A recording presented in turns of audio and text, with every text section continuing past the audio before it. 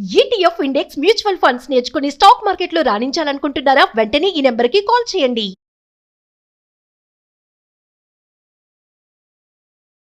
నమస్తే రమగారు. నమస్తే జయ. రమగారు, ఒక మంచి కథ చెప్తారా?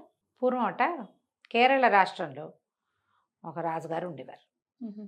ఈ రాజుగారికి చింత చెట్లు నాటించాలని ఒక ఐడియా వచ్చింది. చింత వల్ల చాలా ధనార్జన జరుగుతుంది. చింత చెట్ల వల్ల ఆయన ఆలోచించి తన మంత్రిని అందుకు నియోగించాట.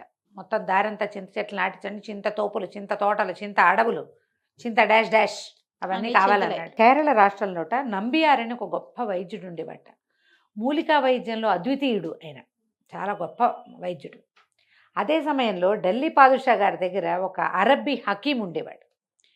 ఆయనేమో ప్రకృతి వైద్యంలో నిపుణుడు, చాలా గొప్పవాడు. వీళ్ళిద్దరూ ఇంచుమించుగా సమానంగా చెప్పుకునేవారు దేశమంతా. ఎప్పుడైతే ఈ చింత చెట్లు ప్రొక్యూరింగ్ జరుగుతోందని తెలిసిందో, ఈ నంబియార్ గారు మన కేరళ రాజుగారు జామరిన్ అని రాస్తారు, జామరిన్ అంటే ఏమిటో మరి, చిన్న రాజు, అక్కడికి వెళ్ళాడు. వెళ్ళి, అయ్యా ఏంటండి మీరు చింత చెట్లు నాటిస్తున్నారట, చింత అంత మంచిది కాదండి, వేప చెట్లు వేయించండి మీరు ఊళ్ళ వెంబట అంటే, ఏనన్నట్టు ఎందుకు మంచిది కాదండి, చింతపండు చాలా ఖరీదు, చింతపండు రోజువారీ అవసరం, చింత చిగురు చింత పువ్వు రెండూ రుచికరంగా ఉంటాయి, వంటకి ఉపయోగపడతాయి, చింత పుల్లలతో పళ్ళు తోముకోవచ్చు. తర్వాత చింత నిప్పులు చాలా బాగుంటాయి వంటకి, ఖరీదు. చింత బొగ్గులు, చింత చెట్టు కాల్చి బొగ్గులు చేస్తే మామూలుగా బొగ్గులు కొనుక్కుంటాం కదా, చింత చెట్టు బొగ్గులు కణలాడతాయి, దానికి అంత కాలే గుణం, చాలా ఖరీదు అవి. మరి ఊరంతా, పైగా చింత చెట్లు రోడ్ల మీద వదిలిపెట్టేస్తే మనం ఏం సేవ చేయక్కర్లా, వాటంతటా పెరుగుతాయి, చింతని మించింది లేదు అన్నాడు. రాజుకు ఎదురు చెప్పలేకపోయాడు నంబియార్ గారు. సరే ఏం చేస్తాడు, వెనక్కి తిరిగి వచ్చాడు. తిరిగి వస్తూ వస్తూ మంత్రి గారింటికి వెళ్ళాడు. వెళ్ళేసరికి మంత్రి గారు, రండి రండి నంబియార్ గారు, ఎన్నాళ్ళైంది వచ్చి రండి అన్నాడు. ఏదో అతిథి సత్కారం జరిపాడు. ఈయన ఆ మాట ఈ మాట మాట్లాడుతూ లేచి వచ్చి మంత్రి గారి కన్ను కింద, చెవి పక్కన, కణతల దగ్గర అక్కడ టెస్ట్ చేస్తున్నాడు. నా వైద్యుడు కదా. ఈయన మంత్రి అన్నాడు, ఎందుకు అట్లా పరీక్షగా చూస్తున్నారు, ఇంత పరీక్షిస్తున్నారు, మీ దయ వల్ల ఆరోగ్యం చాలా బాగుంది, వాళ్ళతో పని కూడా ఉందండి ఇప్పుడంటే. నంబియార్ అన్నాడు, ఇప్పుడు ఓకే, 6 నెలల తర్వాత రాబోయే వ్యాధి నాకు కనపడుతోంది. కొంతమంది డాక్టర్లు కనిపెడతారు కదా, పెద్ద అయ్యాక వీళ్ళకి క్యాన్సర్ వస్తుందని ఈ నాడి పట్టుకుని కూడా చెప్పగలరట. నాడి పట్టుకుని, ఇప్పుడు మనకు కూడా ఉన్నారు వైద్యులు, అవునవును, నాడి పట్టుకుని ఈ ప్రాబ్లమ్స్ ఉన్నాయి అని చెప్తారు. ఎప్పుడైతే ఇది తెలిసినా ఈయన కంగారు పడ్డాడు. ఎలాగండి, వైద్యం ఏదైనా చెయ్యండి అన్నాడు మంత్రి. అనేసరికి ఈయన అన్నాడు, నేను చేసే వైద్యం కాదండి, ఢిల్లీ పాదుషా దగ్గర హకీం ఉన్నారు కదా, ఆయన మీకు కరెక్ట్గా వైద్యం చేస్తాడు, దీనికి వైద్యం ఆయన దగ్గర ఉంది, మన దగ్గర లేదు అంటే. హకీం గారు మనకి లొంగుతాడండి, మనకదంటే అబ్బే అలా ఏముండదు, నిరుపేదకి కూడా ఆయన వైద్యం చేస్తాడు, వాకిట్లోకి వెళ్ళారంటే వైద్యమే. మీరు ఒక్క పని చేయండి, వెళ్ళే దారిలో చింత చెట్ల కిందే పడుకోండి, చింత చెట్ల గాలే పీల్చండి, చింత తోపుల్లోనే విశ్రాంతి తీసుకోండి, చింత పువ్వు ఆకు ఏది కనపడితే అది తినండి, దొరికితే చింత చెట్టు గాలే మీకు అవసరం అని చెప్పాడు.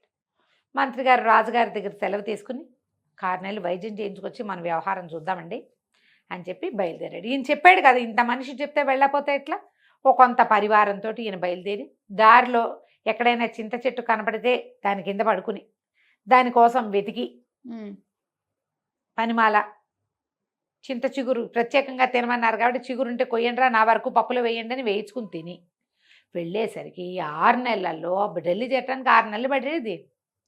పిచ్చ జబ్బు చేసినట్టు అయిపోయి నవనాడులు కుంగిపోయినాయి ఆయనకి, అన్నీ నొప్పులు, ఉషోం అనుకుంటూ ఉండేవాడు. క్రమంగా వెళ్ళే కొద్దికి దిగనాశెళ్ళిపోయింది వైద్యం, ఆరోగ్యం. ఈయన అనుకున్నాడు, మన వైద్యుడు నంబియార్ ఎంత గొప్పవాడు, ఇప్పుడు రాబోయేదాన్ని 6 నెలల నాడే చెప్పాడు అనుకొని హకీం గారి దగ్గరికి వెళ్ళాడు. హకీంకి వెంటనే దర్శనం ఇచ్చాడు. ఈయనకి వెంటనే దొరికాడు ఆయన హకీం గారు. లోపల తీసుకుపోయి ఏమిటి అని అన్నీ కనుక్కున్నాక, ఎవరు చెప్పారు, ఏం చెప్పారు, నా పేరంటే నంబియార్ గారు చెప్పారండి, మరి చింత చెట్ల కిందే ఆగమన్నారు, చింతదే చేయమన్నారు, చింతదే తినమన్నారు, ఇక్కడికి వచ్చాక మీతో వైద్యం అన్నారు అనగానే ఆయన బాగా ఆలోచించి, ఇక్కడ ఏదో మతలబు ఉందని ఈయనతో మాట్లాడాక, మా రాజ్యంలో కూడా మేము చింత చెట్లే పెట్టించదలుచుకున్నామండి, మా రాజుగారు చింత చెట్లే పెట్టమన్నాడు అని విన్నాక ఆయనకు అర్థమైంది మతలబు. ఓహో ఏదో ట్రిక్కే చేశాడు ఈయన అనుకుని మీరు ఒక పని చేయండి, ఏదో చిన్న పొట్లాలు కట్టించాడు. వెళ్ళేటప్పుడు వేప కింద పడుకోండి, వేప పుల్లతోటే పళ్ళు తోముకోండి, వేప తోపులు ఉన్న చోటే విశ్రమించండి. మీకు గాలి చాలకపోతే వేపాకు చిన్న కటక కట్టి దాంతోటే విసురుకోండి, వేపగాలి మాత్రమే పీల్చండి అని చెప్పి పంపించాడు. ఇది తిరిగి వచ్చాడు. 6 నెలలు వెళ్ళడానికి పట్టింది, 6 నెలలు రావడానికి పట్టింది. వచ్చున్నంతసేపు ప్రతి చోట వేపగాలి, వేప వేప వేప వేప వేప. కుదిరితే 2 వేపళ్ళు నోట్లో వేసుకోండి దొరికితే, అప్పుడప్పుడు అని చెప్పేసరికి అలా వచ్చేసరికి ఈయనకి ఎంత బలం వచ్చిందో, ఎంత కళ వచ్చిందో, చాలా ఆశ్చర్యపోయారు అందరూ కూడా. వెళ్ళినాడు ఉన్నట్టు లేడు ఆయన, వచ్చేటప్పుడు ఇంకా బాగున్నాడు. వైద్యం పనిచేసింది. అప్పుడు ఆయన రాజుగారి దగ్గరికి వెళ్ళాడు, చెట్లు నాటడం దాని గురించి మాట్లాడడానికి. నంబియార్ గారు కూడా వచ్చాడు. అయితే ఈయన వెళ్ళేటప్పుడు చెప్పాడు, వెళ్ళేటప్పుడు చింత చెట్ల కింద పడుకున్నాను, జబ్బు చేసింది. వచ్చేటప్పుడు వేప చెట్ల కింద పడుకున్నాను, జబ్బు తగ్గిపోయింది. అప్పుడు నంబియార్ గారు, మీరు నన్ను క్షమించాలి, ఈ అనుభవాలు మీకు చెప్పించడానికే నేను ఈ ప్రయత్నం చేశాను. చింత ఆరోగ్యం కాదు.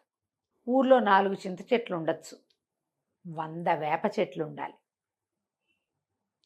వేపగాలి ఎట్టి పరిస్థితుల్లోనూ అనారోగ్యాన్ని దగ్గరికి రానివ్వదు.